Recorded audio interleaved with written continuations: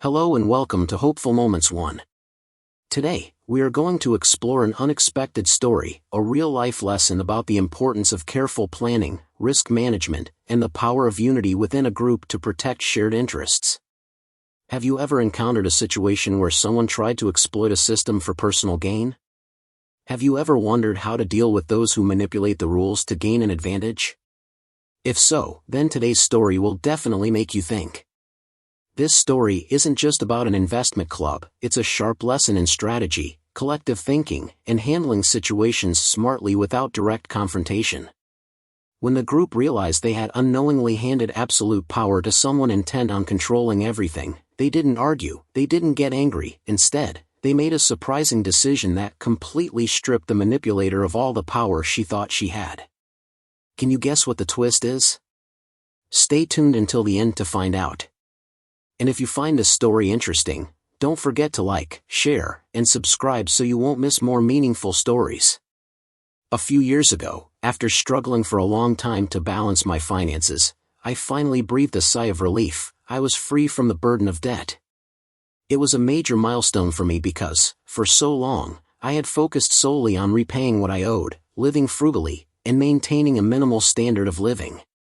But once my bank account was no longer in the negative, a big question arose: what should I do next? I knew that to secure my financial future, I needed to invest. The problem was, I had absolutely no knowledge of investing. Stocks, bonds, mutual funds, all of these were just vague concepts to me. At the time, as I was struggling to figure out where to start, I came across a national organization that promoted the idea of investment clubs. This organization not only provided tools and educational materials but also created a real-world environment where people like me could learn by actually participating in investments together. What impressed me was the philosophy of learning by doing. Instead of just reading dry theoretical books, people could study, discuss, and make real investment decisions together. The idea immediately fascinated me. Not only was it an opportunity to improve my financial knowledge, but it also offered a fun approach, investing small amounts to minimize risk, learning from real experiences, and, most importantly, enjoying the process with like-minded people. I imagined meetings where we analyzed the market together, discussed potential stocks, debated investment strategies, and perhaps even enjoyed a few beers to keep things relaxed and stress-free. Feeling excited, I quickly shared the idea with a few close friends. It turned out they were also interested in investing but had never seriously thought about starting. They loved the idea, and soon, they invited more friends. Before long, our small initial group had grown into a budding investment club. From someone who was completely clueless about investing, I suddenly found myself no longer alone. Now, I had a group of friends to learn with, share insights, and grow together. My investment journey had officially begun. Since we were all friends, or friends of friends, the process of organizing the club happened naturally and smoothly. There were no tensions or disputes over leadership or how things should be run. Everyone shared a common goal: to learn and invest wisely together.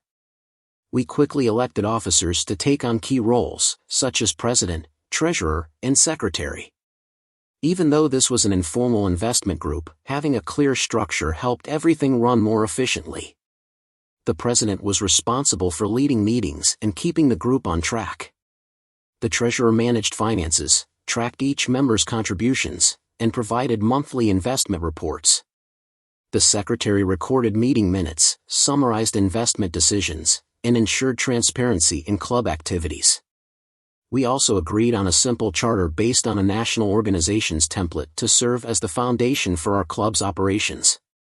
This charter clearly outlined members' rights and responsibilities, decision-making processes, and financial rules to ensure fairness and long-term sustainability. The minimum membership fee was set at $10 per month, a reasonable amount that anyone in the group could easily contribute without feeling pressured. This fee not only ensured members' commitment but also created a stable investment fund from the start. However, we also decided that anyone who wanted to contribute more than the minimum could do so. And to encourage rapid capital accumulation, most of us chose to contribute more. personal contributions were not just deposits into the club's collective fund, they were directly tied to ownership shares in the investment portfolio. We set up a system similar to corporate shares. The more a person contributed, the more shares they held in the club's investment fund. This meant they had more voting power when the club needed to make key decisions, such as choosing which stocks to invest in or adjusting financial strategies. This system struck a balance between two key factors: equal participation for all members and an incentive for larger contributions to drive club growth. While anyone could join with a small amount, those who invested more had a greater say. Following the fundamental investment principle, higher risk comes with greater influence and potential rewards.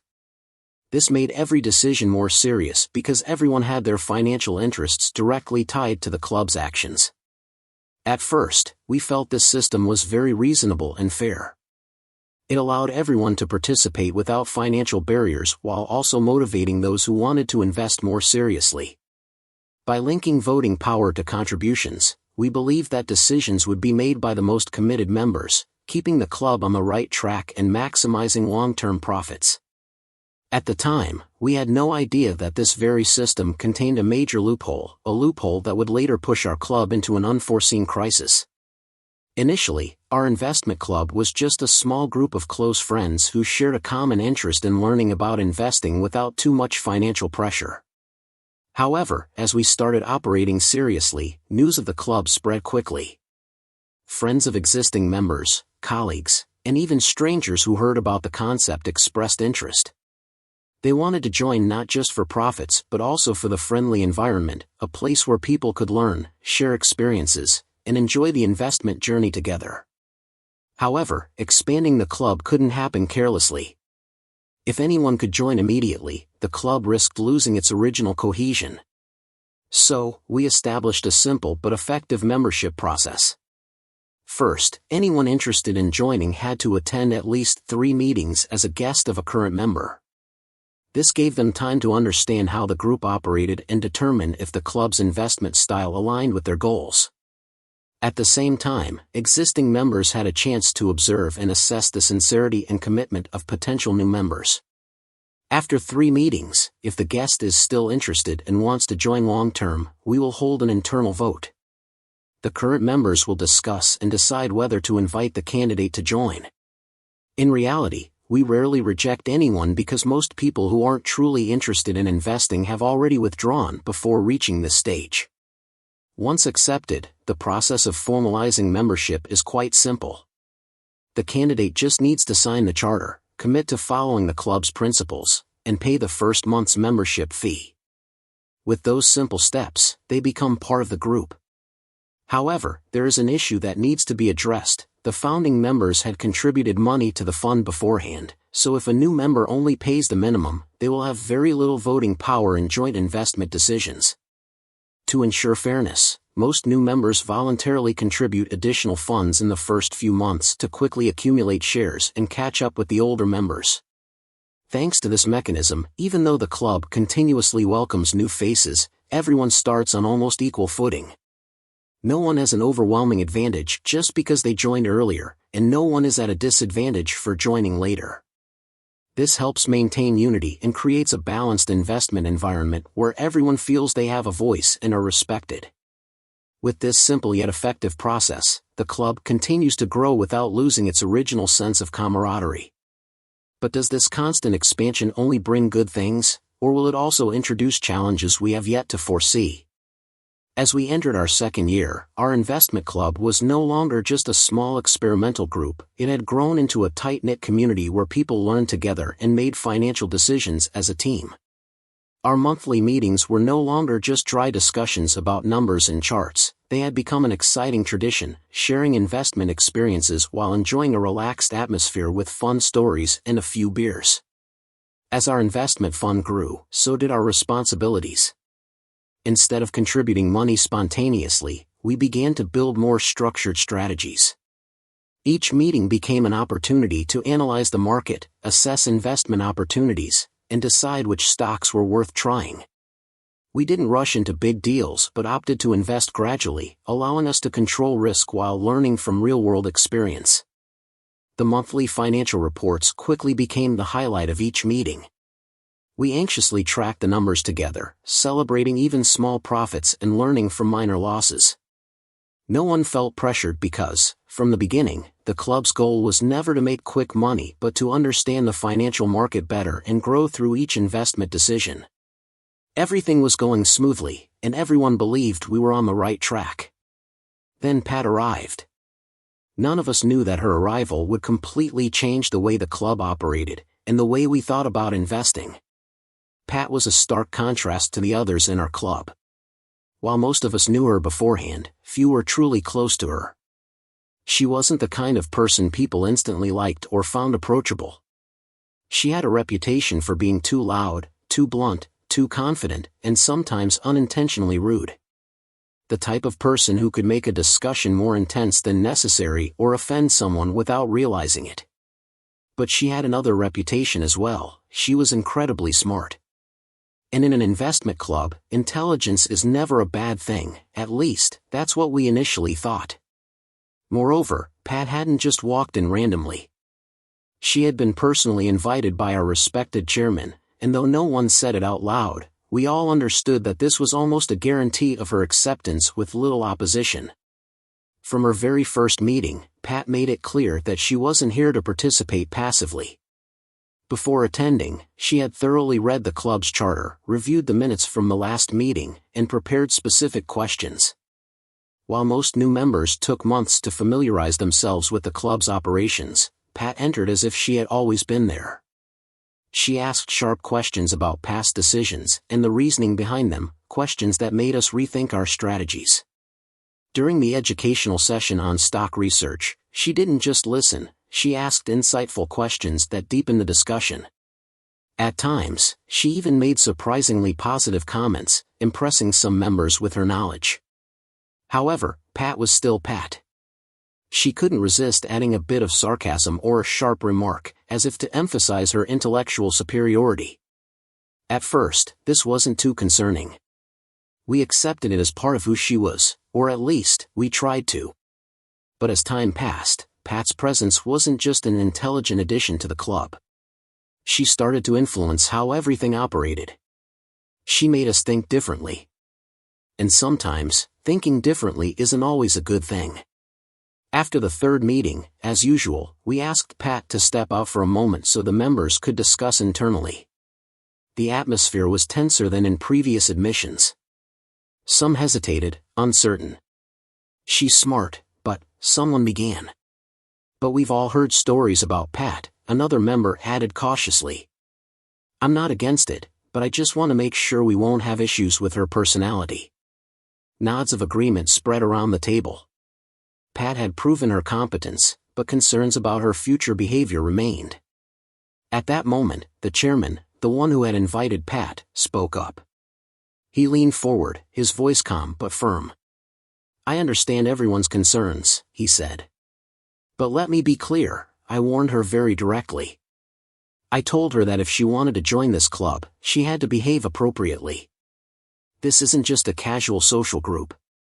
This is about money, and money is serious. I told her that if she couldn't control herself, she wouldn't have a place here." The room fell silent as everyone considered his words. Finally, one member nodded. "I think she's done well over the past 3 meetings," they said. "She genuinely cares, and while she can be a bit sharp, she hasn't crossed the line." Voices of agreement followed, and in the end, the decision was unanimous. Pat would be the club's newest member. We called Pat back into the room.